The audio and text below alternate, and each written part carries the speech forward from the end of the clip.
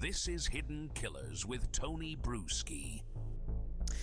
Is Diddy himself behind some of the frivolous lawsuits that have been coming against him? You know, the ones that fall apart just below the surface and have really, really shocking allegations in that may involve him or other people that really get big headlines.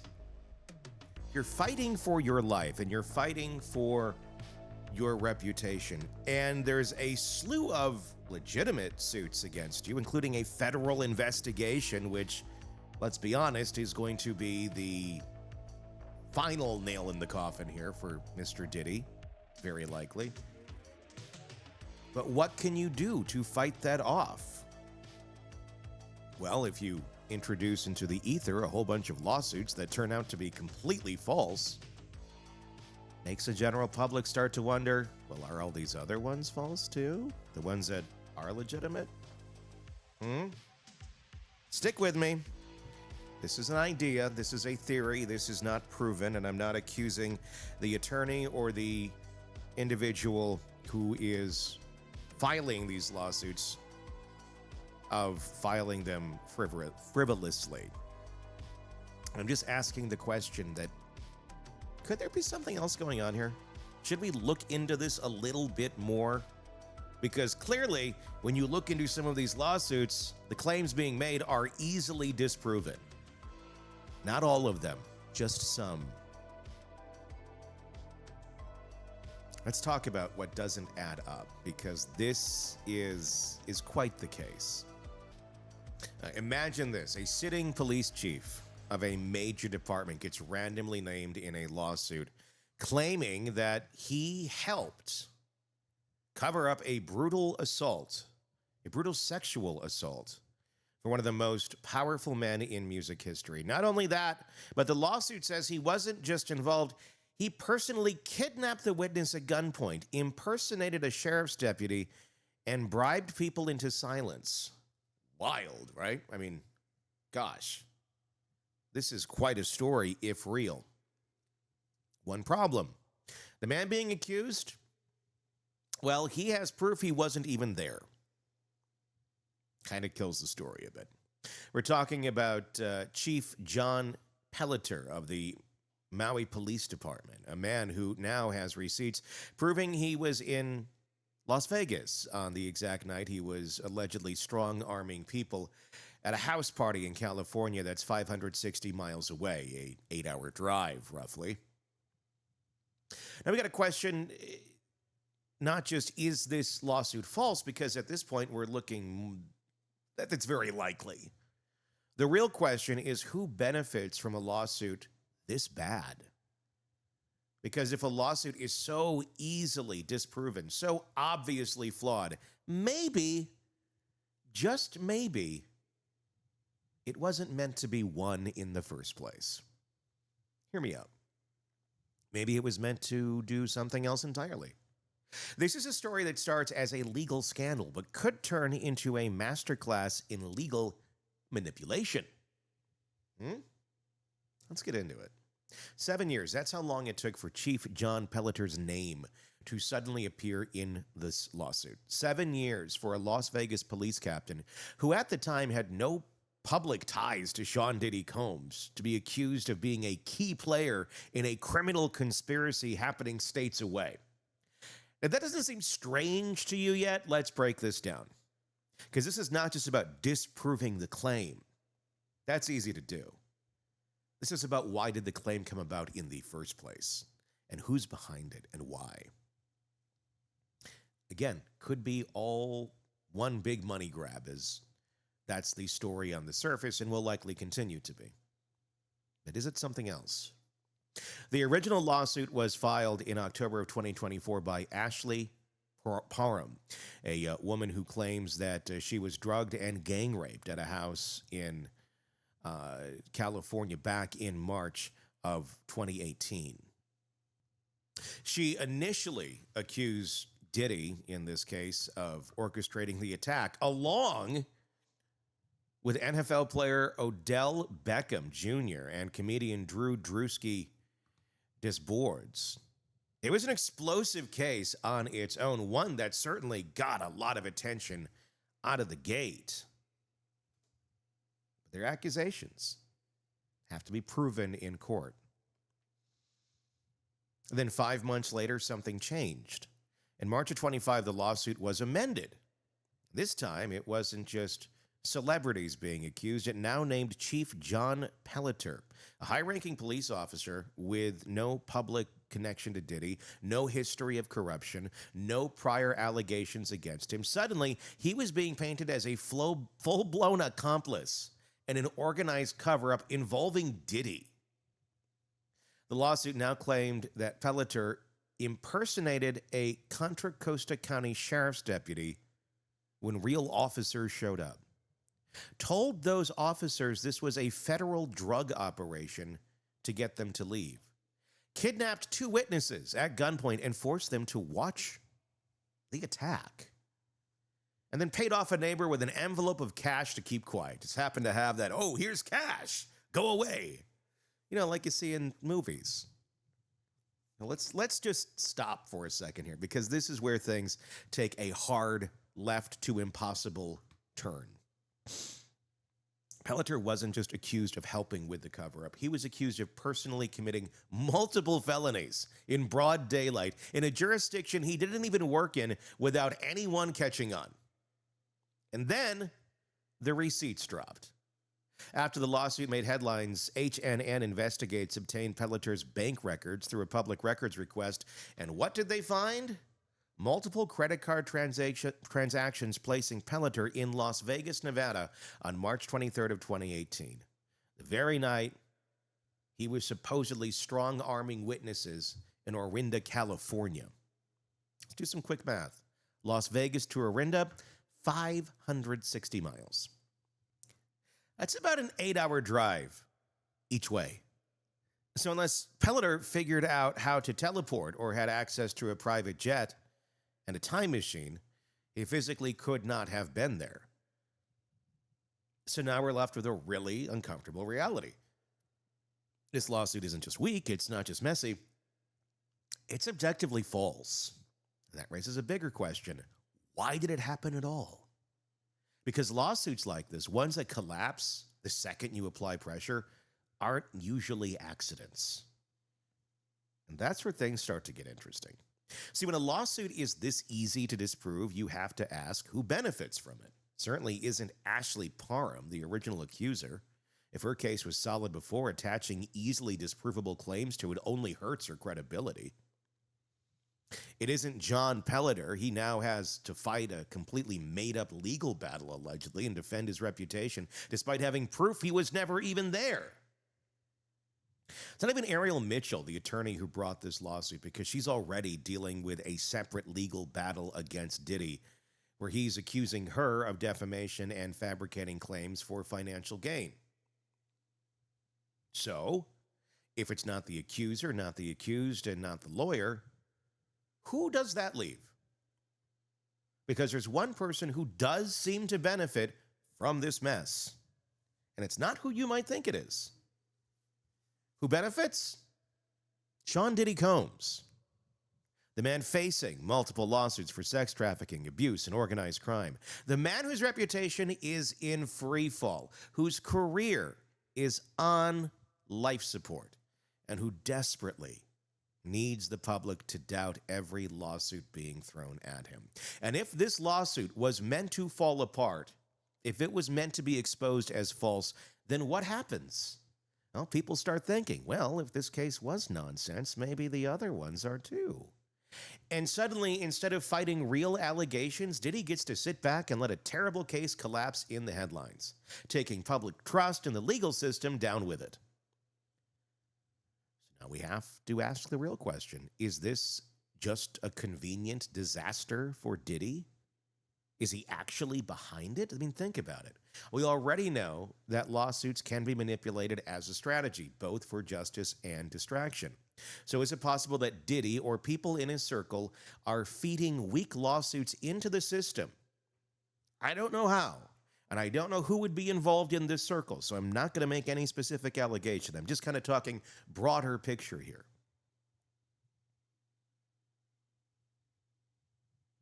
Is someone involved in this?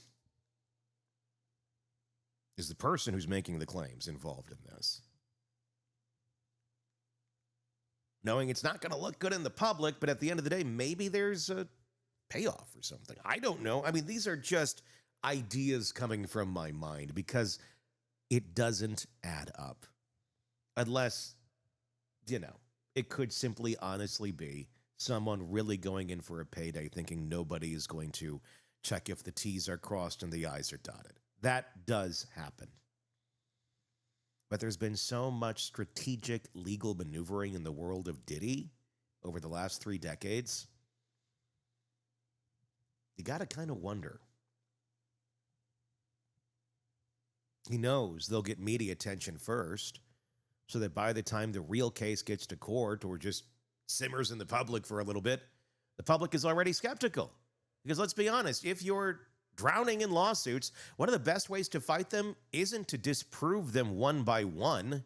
It's to throw so much noise into the conversation that nobody knows what's real anymore. And that's exactly what might be happening right now. So what do we do? Now, we start pulling the threads, because if there's any connection between Diddy and the people or person behind this lawsuit, if there's even a chance that this case was planted as a strategic distraction, then we might be looking at one of the most twisted legal manipulation strategies in modern history. Again, not saying it's fact, just throwing it out there into the ether, saying, what if? That means we need to follow the money, the players, and the timing all the way to the truth.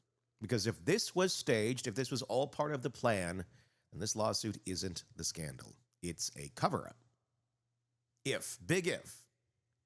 By now, we know the lawsuit isn't just another headline-grabbing case. It's something stranger, something messier, something that, on paper, should have been a career-ending disaster for everyone involved. Yet instead, it's already crumbling under its own weight. And if that all starts with the actual allegations, at the center of this is Ashley Parham, the woman who says she survived something horrifying.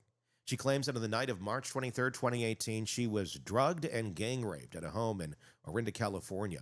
According to her lawsuit, the attack wasn't just some random act of violence. It was personal, calculated, and carried out as revenge. And the person she says ordered it? Sean Diddy Combs. Her claim that a month before the alleged attack, she made the mistake of saying something Diddy didn't like. She reportedly told someone that she believed he was involved in Tupac Shakur's murder. A conspiracy theory that has been whispered about since basically Tupac died in 1996. And according to her, that one comment put a target on her back, because Diddy's never heard that before. It's just this one random woman who said this out loud that then he's going to take revenge and assault her. The lawsuit states that after hearing what she said, Diddy became enraged that he allegedly told her she would pay for saying something like that. And that when the night of March 23rd, 2018 rolled around, that payback arrived in the form of an orchestrated assault. Her assault names 3 alleged perpetrators. Again, people who also have nothing to do with the murder of Tupac Shakur. She claims she made the accusation against Diddy, the man that she claims planned it. Then you have Odell Beckham Jr., the NFL player accused of participating, and Drew Drewski Disboards, the comedian allegedly involved as well. Throwing a lot of big names in here, getting a lot of attention to this case over the cornucopia of other cases that just involve Diddy. This one gets attention because there's just so many now that you almost have to have extra circumstances in this to really get the media's attention. You really do at this point, because there's a lot of white noise. So it's already a jaw-dropping lawsuit and list of names. But the lawsuit doesn't stop there because according to Parham, this wasn't just about a violent act. It was also about making sure no one would ever talk about it. That's where Chief John Pelletier suddenly enters the story. Because apparently, couldn't get the comedian and the NFL player and Diddy to make everybody shut up. Let's get this officer involved randomly. Now, before March of 25, Pelletier had nothing to do with this case. His name wasn't in the original lawsuit filed in October of 24. His name wasn't being whispered in dark corners. Nobody was accusing him of anything. But then almost 7 years after the alleged attack, that changed and suddenly becomes a key piece of the story. Because now, according to this lawsuit, Pelletier wasn't just aware of the crime, he was actively part of the cover-up. The lawsuit now claims that Pelletier, who at the time was a Las Vegas police captain, somehow arrived at the crime scene in California, in Orinda, California, pretended to be a Contra Costa County Sheriff's deputy, and convinced the real officers on the scene that there was nothing to see here. Allegedly, when local police responded to 911 calls from neighbors, which did happen, that did take place, so there are elements of reality in this story. So it makes it all the more confusing, so you got to follow along. Pelletier told them that this was a federal drug operation, allegedly, and that they needed to leave immediately. And apparently they just listened. This guy looks like an officer, smells like an officer. Well, he must know what he's talking about. Let's go onward, gentlemen. It's already a hard sell. A high-ranking police officer from an entirely different state suddenly appears at a crime scene giving an order that contradicts basic police protocol and everyone just nodding and walking away? But that's not even the wildest part, because according to the lawsuit, Pelletier wasn't just there to get officers to leave, he was there to intimidate witnesses. Two people named in the lawsuit as Jane Doe and John Doe claimed that Pelletier kidnapped them at gunpoint, forced them into a car, and drove them to the scene of the assault where they were made to watch what happened to Parham. Now, at this point, we're not just talking about corruption. We're not just talking about a misconduct allegation. This is a full-on kidnapping and criminal conspiracy on a Hollywood movie level. And then to top it off, the lawsuit claims that when all was said and done, Pelletier paid off a neighbor, literally handing them an envelope full of cash to make sure they didn't talk. Like in the movies. Here's your money. All right, we're good? So let's pause and look at everything being claimed here. A sitting police captain allegedly sneaks into another state, impersonates a deputy, shuts down an investigation, kidnaps two people, forces them to witness a crime, a violent, horrible crime, and then pays someone off without a single person noticing or reporting it for 7 years. And that's where the whole thing just kind of falls apart. Because if you're going to accuse someone of pulling off something this insane, you need proof. And right now, the proof points in the opposite direction. Because here's what we do have evidence of. Chief John Pelletier was in Las Vegas that night. He wasn't sneaking around Orinda, California. He wasn't impersonating officers. He wasn't handing out cash bribes. He was in Nevada, using his credit card at multiple locations. His bank statements confirm that. And Orinda, again, 560 miles away. That's a drive that would take nearly 8 hours each way. So again, unless Pelletier has some sort of secret method of transportation, and it is physically impossible for him to have been in Orinda that night. It just is. Which brings us to the next problem. If Pelletier wasn't there, then he didn't impersonate anyone. If Pelletier wasn't there, then he didn't kidnap anyone. And if Pelletier wasn't there, then he didn't bribe a neighbor.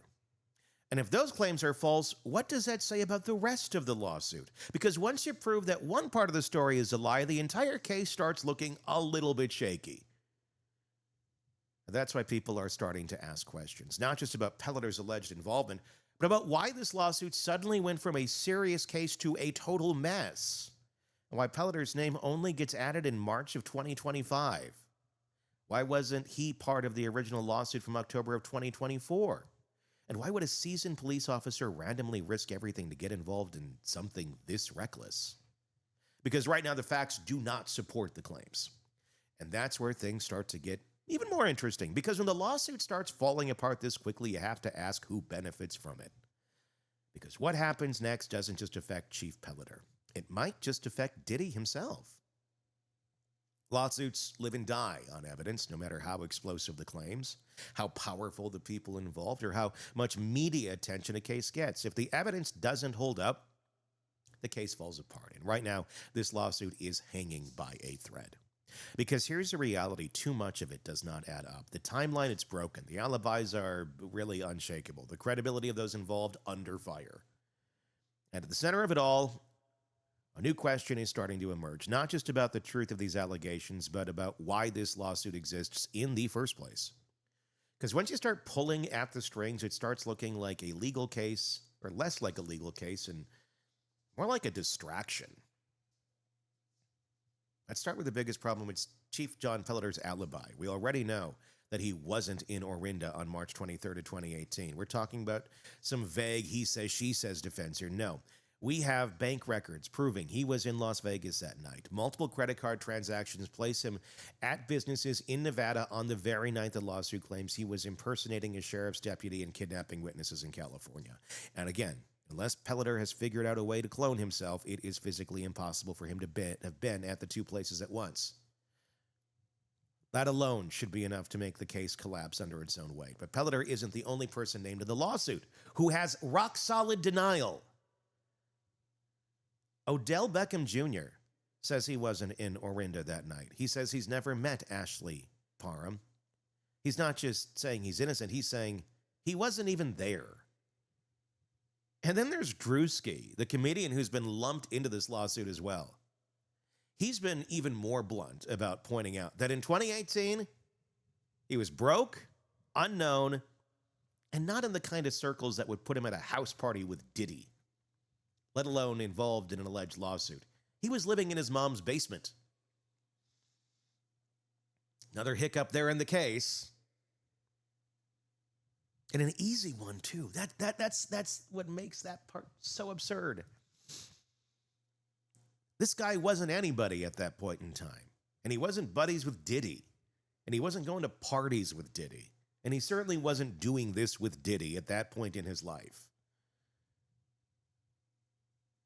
So now, 3 of the named defendants have given direct, clear-out denials. 2 of them saying they weren't even in Orinda at the time, and 1 of them, Pelletier, proving it. Which begs the question, how does this lawsuit still exist? Because when 3 of the accused weren't even present, you're not just dealing with the flimsy accusations, you're dealing with a complete breakdown of credibility. That brings us to the next major issue, the original 2018 police investigation itself. Back when this alleged crime first took place, Contra Costa County Sheriff's deputies did respond to calls from neighbors. There was some kind of disturbance that night. That much is true. But after investigating, law enforcement ultimately ruled the case unfounded. That word is important. It doesn't necessarily mean that nothing happened. It means that whatever was reported could not be verified, could not be proven, and wasn't strong enough to pursue charges. So if we're supposed to believe that this was some massive orchestrated attack with high-profile figures, witness kidnappings, and an actual police chief involved in the cover-up, then why did the original investigation go nowhere? And if this was really as brazen and outrageous as the lawsuit claims, shouldn't there have been something, anything, that raised alarms back in 2018? Instead, what we have is a case that was investigated and closed years ago, only for it to mysteriously resurface in 2024, conveniently at the same time that Diddy is facing multiple lawsuits for trafficking and abuse.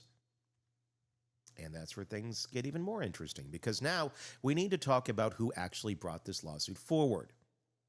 That's where we meet Ariel Mitchell. If that name sounds familiar, it's because she isn't just involved in this lawsuit, she also is in an ongoing legal battle with Diddy himself. See, Mitchell isn't just representing Ashley Parham, Jane Doe, and John Doe in this case. She's also currently being sued for defamation by Diddy in another case entirely. That's right, Diddy is suing her, accusing her of fabricating claims against him to gain financial leverage. which that does happen sometimes.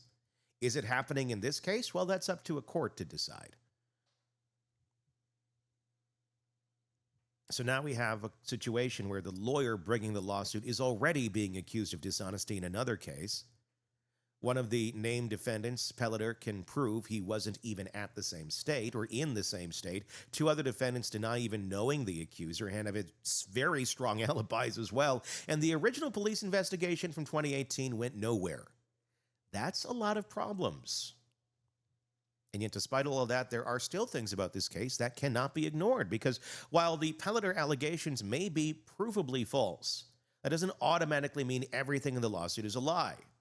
For one, we know that multiple plaintiffs, Parham, Jane Doe, and John Doe, all claim the same events happened.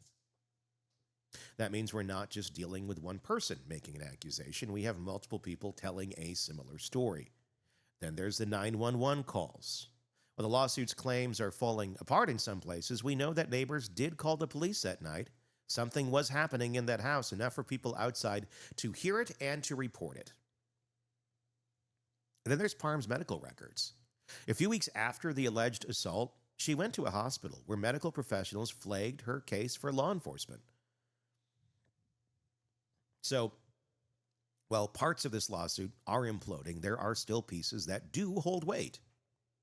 That's exactly what makes this case so dangerous, because when a lawsuit has a mix of truth and fabrication, it creates confusion. And confusion is Diddy's best friend right now. Because what happens next isn't just about the case, it's about all the other lawsuits against Diddy. The Maui Police Commission will meet on March 19th to decide whether to put Pelletier on leave, even though we now know he wasn't even at the crime scene. There'll be legal battles over Pelletier's inclusion in this lawsuit because he has a variable alibi, or a verifiable alibi, I should say, and being accused of something that literally could not have happened is a serious legal issue. There's a bigger fallout. If this lawsuit continues to fall apart in public, how does that affect the other cases against Diddy in terms of public perception? Because that's what really matters a lot right now, too. Does it make all of his accusers look less credible, even the ones with solid evidence? Because they are out there. And if this lawsuit was designed to fail, if it was pushed forward just to collapse under scrutiny, then does that mean Diddy's defense team is playing the long game here, letting bad cases implode so that these strong ones get dragged down with them? Are they somehow or someone on Team Diddy behind the lawsuits for that specific reason? I'm just asking. Because if that's what's happening, then this lawsuit was never about winning in court. It was about winning in the court of public opinion. And right now, we need to find out who is really pulling the strings in this case. What's your thoughts on this? Could this be that? Could this truly be a very twisted PR move on the part of Diddy to discredit extreme allegations so that all of the other allegations that are out there, many being extreme but fairly verifiable, is the goal to get chaos out there and easily disproven cases in the spotlight, so the public then naturally doubts all of the other ones? Because if you're Diddy, that's really what you need right now. Now, this isn't going to stop the federal investigation. No one in that is going to go, well, because this civil suit seems pretty crazy, I guess all this solid evidence that we have on federal charges, we're just going to put that off to the side. Because trust me, if the feds are charging you with crimes like they are him, they already have their evidence and it's rock solid. You are done. Civil cases can do a lot of damage really quick, even when there is no basis to the claims being made. Eventually things get thrown out. Yes, you can countersue for damages and all that. But is this a mind trick? Is this manipulating behind the scenes, hoping no one will ever quite catch on? Self-destruction by design. So at the end of the day, he hopes he can rise again. What do you think? A lot of thoughts in this. Again, this case could be 100% legitimate, but just look at the facts and we look at what's out there right now. Doesn't appear to be so. At least that's my opinion. What's yours? Tell us in the comments section on YouTube. And if you're listening to us on the podcast platform, hey, if you can comment there, press subscribe. And hey, jump over to YouTube and please check us out there as well. You can watch our program. You can comment on everything. Lots of conversation on this case right now. So we would love to hear your thoughts. Leave it in the comments section. And again, please press subscribe on YouTube so you don't miss any of our updates or wherever you are downloading your podcasts. My name is Tony Bruschi. Thank you for listening. The latest true crime stories, expert breakdowns, and shocking twists, all in one place. Press subscribe now to the Hidden Killers podcast and True Crime Today.